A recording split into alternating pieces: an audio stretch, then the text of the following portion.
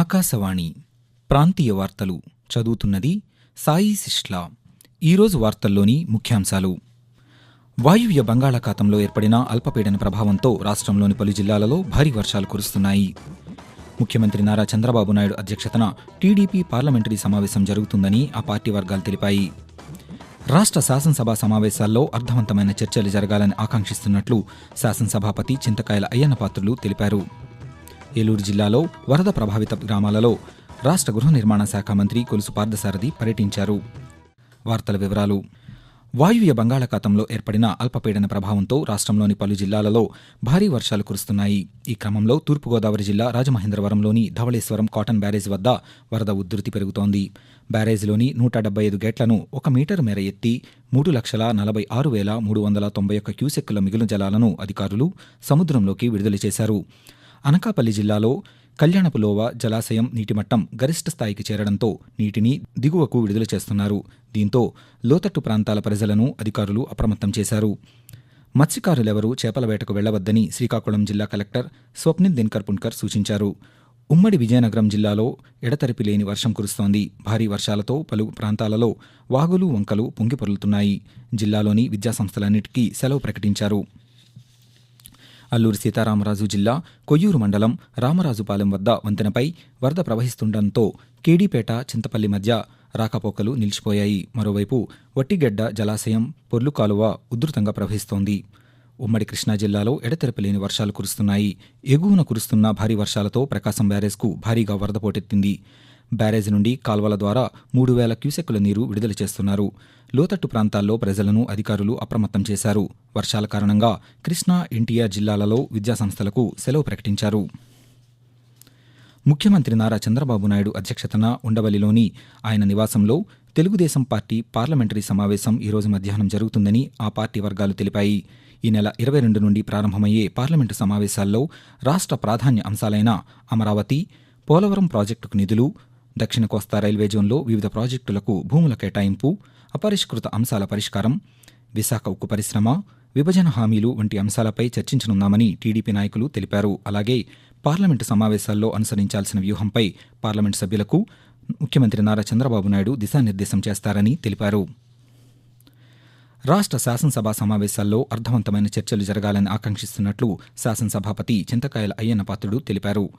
రాష్ట్ర శాసనసభ సమావేశాలు ప్రారంభమవునున్న నేపథ్యంలో ప్రభుత్వ శాఖల సన్నద్దతపై శాసనసభ వ్యవహారాల మంత్రి పయ్యావుల కేశవ్తో పాటు ఇతర అధికారులతో కలిసి సమావేశాన్ని నిర్వహించారు. ఈ సందర్భంగా ఆయన మాట్లాడుతూ ఈ నెల 22 నుండి 5 రోజుల పాటు సమావేశాలు జరిగే అవకాశమున్నందున వాటిని సజావుగా సాగేందుకు వీలుగా విస్తృత ఏర్పాట్లు చేయాలని అధికారులకు సూచించారు.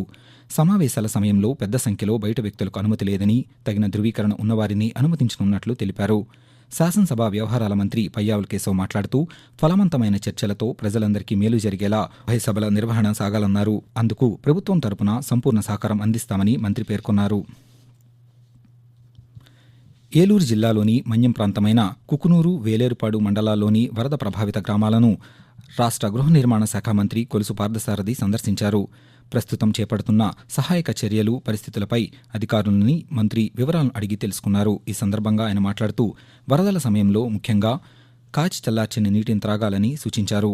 విద్యుత్ అంతరాయం, భారీ చెట్లు విరగడంతో రవాణా అంతరాయం కలిగితే అధికారులకు సమాచారం అందించాలన్నారు. అన్ని విభాగాల ప్రభుత్వ అధికారులు ప్రజలకు అన్ని వేళలా అందుబాటులో ఉంటారని తెలిపారు. రాష్ట్ర వ్యాప్తంగా విస్తారంగా వర్షాలు కురుస్తున్నందున అప్రమత్తంగా ఉండి రైతులకు అండగా నిలవాలని వ్యవసాయ శాఖ డైరెక్టర్ ఎస్ దిల్లీరావు వ్యవసాయ అధికారులను ఆదేశించారు. మంగళగిరిలోని వ్యవసాయ శాఖ కమిషనర్ కార్యాలయం నుండి దృశ్య మాధ్యమం ద్వారా సమావేశాన్ని నిర్వహించారు. ఈ సందర్భంగా ఆయన మాట్లాడుతూ రైతులు సాగు చేసేందుకు వీలుగా అధిక దిగుబడులనిచ్చే మేలైన వంగడాలను సిద్ధంగా ఉంచుకోవాలన్నారు. సాంకేతిక నైపుణ్యాలపై రైతులకు అవగాహన కల్పించి తక్కువ పెట్టుబడితో అధిక దిగుబడులను సాధించే దిశగా విస్తరణ కార్యక్రమాలను అమలు చేయాలని అధికారులకు సూచించారు. ఆకాశవాణి ప్రాంతీయ వార్తలు వింటున్నారు. రాష్ట్ర వ్యాప్తంగా సూక్ష్మ, చిన్న, మధ్య తరహా పరిశ్రమలు, ఎంఎస్ఎంఈలను ఏర్పాటు చేసేందుకు ప్రతిపాదనలను పరిశీలిస్తున్నామని రాష్ట్ర సూక్ష్మ, చిన్న, మధ్య తరహా పరిశ్రమల శాఖ మంత్రి కొండపల్లి శ్రీనివాస్ తెలిపారు. అనకాపల్లి జిల్లా అచ్యుతాపురంలో ఏర్పాటు చేసిన ఎంఎస్ఎంఈ శిక్షణా కేంద్రాన్ని మంత్రి నిన్న సందర్శించారు. శిక్షణ పొందుతున్న ఉద్యోగులతో ఆయన సమావేశమై వివరాలను అడిగి తెలుసుకున్నారు. ఈ సందర్భంగా ఆయన మాట్లాడుతూ అచ్యుతాపురం శిక్షణా కేంద్రంలో ప్రస్తుతం 3,000 మంది నైపుణ్య శిక్షణ పొందుతున్నారన్నారు. 5,000 మందికి శిక్షణ పెంచాలన్న ప్రతిపాదనలను పరిశీలిస్తున్నామని చెప్పారు. రాష్ట్రంలో కూటమి ప్రభుత్వం సుపరిపాలన అందిస్తోందని రాష్ట్ర హోంమంత్రి వి. అనిత తెలిపారు. తిరుమల శ్రీ వెంకటేశ్వర స్వామి వారిని ఈరోజు ఉదయం రాష్ట్ర హోంమంత్రి కుటుంబ సభ్యులతో కలిసి దర్శించుకున్నారు. దర్శనానంతరం వేద పండితులు రంగనాయకుల మండపంలో మంత్రికి వేద ఆశీర్వచనాలు చేయగా అధికారులు తీర్థ ప్రసాదాలను అందజేశారు. అనంతరం ఆలయం వెలుపల మంత్రి మాట్లాడుతూ రాష్ట్ర ప్రభుత్వం ప్రజల సంక్షేమానికి అధిక ప్రాధాన్యతనిస్తోందని తెలిపారు. కూటమి ప్రభుత్వంపై స్వామివారి ఆశీస్సులు ఉండాలని ప్రార్థించినట్లు చెప్పారు. తిరుమలలో సామాన్య భక్తులకు అవసరమైన సౌకర్యాలను టీటీడీ కల్పిస్తోందని మంత్రి పేర్కొన్నారు.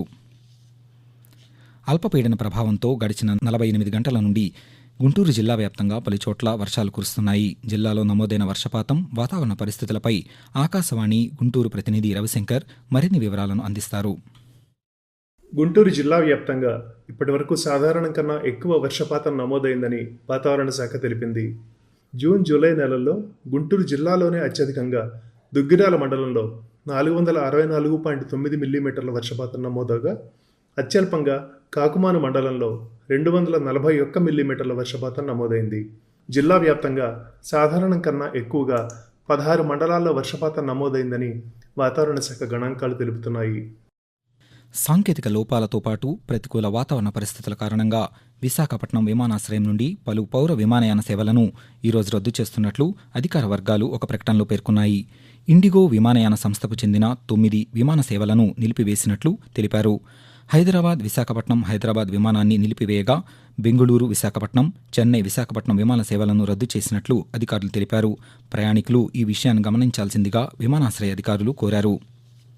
ఆకాశవాణి విజయవాడ ప్రాంతీయ వార్తా విభాగంలో క్యాజువల్ బ్రాడ్కాస్ట్ అసిస్టెంట్లుగా పనిచేసేందుకు విజయవాడలో నివసించే అర్హులైన అభ్యర్థుల నుండి దరఖాస్తులను ఆహ్వానిస్తున్నట్లు ప్రాంతీయ వార్తా విభాగాధిపతి శ్రీసాయి వెంపాటి ఒక ప్రకటనలో తెలిపారు. అలాగే విశాఖపట్నం పార్ట్ టైం కరస్పాండెంట్లుగా పనిచేసేందుకు ఆసక్తిగల అభ్యర్థులు దరఖాస్తు చేసుకోవచ్చని తెలిపారు.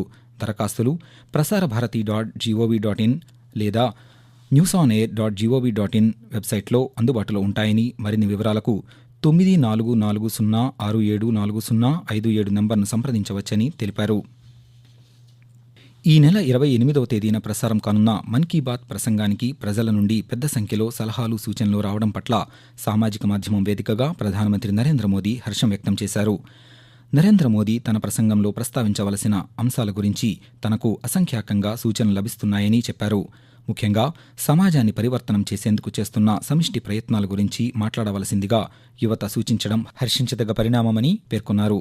మైగవ్, నమో యాప్ల ద్వారా ప్రజలు తమ సూచనలు తెలియజేయాలని లేదా 1800117800 నెంబర్పై సందేశాన్ని రికార్డ్ చేసి పంపాలని ప్రధానమంత్రి సూచించారు. ఆకాశవాణి ద్వారా ప్రతి నెల ప్రధానమంత్రి నరేంద్ర మోదీ దేశ ప్రజలతో తన మనసులోని ఆలోచనలను పంచుకునే మన్ కీ బాత్ ప్రసంగం ఈ నెల 28వ తేదీన ప్రసారమవుతుంది. మైక్రోసాఫ్ట్ సేవల అంతరాయంతో భారతీయ ఆర్థిక వ్యవస్థ, నగదు చెల్లింపుల వ్యవస్థలు ప్రభావితం కాలేదని భారతీయ రిజర్వ్ బ్యాంక్ ఆర్బీఐ ఒక ప్రకటనలో తెలిపింది. దేశంలోని 10 బ్యాంకులు, కొన్ని ఆర్థిక సంస్థలకు మాత్రమే స్వల్ప అంతరాయాలు కలిగాయని, వాటిని కూడా పరిష్కరించినట్లు పేర్కొంది. భారత్లో పనిచేస్తున్న బ్యాంకుల కీలక వ్యవస్థలు క్లౌడ్లో లేవని, కొన్ని బ్యాంకులు మాత్రమే క్లౌడ్ పరికరాలను ఉపయోగిస్తున్నాయని ఆర్బీఐ వెల్లడించింది. భారత రక్షణ శాఖ వాయుసేనలో అగ్నివీర్ వాయు సేన ఉద్యోగాలకు ఆన్లైన్లో దరఖాస్తులు ఆహ్వానిస్తున్నట్లు ఎన్టీఆర్ కృష్ణా జిల్లాల యువజన సంక్షేమాధికారి యు. శ్రీనివాసరావు తెలిపారు. జూలై 3, 2004 నుండి జనవరి 3, 2008 మధ్యలో జన్మించిన వారు అర్హులని చెప్పారు. ఆసక్తిగల అభ్యర్థులు ఈ నెల 28వ తేదీలోపు agnipadvayu.cdac.in వెబ్సైట్ ద్వారా దరఖాస్తు చేసుకోవాలని పేర్కొన్నారు. ఆకాశవాణి ప్రాంతీయ వార్తలు ముగించే ముందు ముఖ్యాంశాలు మరొకసారి. వాయువ్య బంగాళాఖాతంలో ఏర్పడిన అల్పపీడన ప్రభావంతో రాష్ట్రంలోని పలు జిల్లాలలో భారీ వర్షాలు కురుస్తున్నాయి. ముఖ్యమంత్రి నారా చంద్రబాబు నాయుడు అధ్యక్షతన టీడీపీ పార్లమెంటరీ సమావేశం జరుగుతుందని ఆ పార్టీ వర్గాలు తెలిపాయి.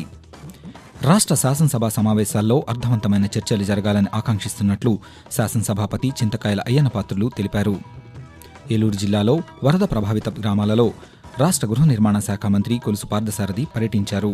ఆకాశవాణి ప్రాంతీయ వార్తలు ఇంతటితో సమాప్తం.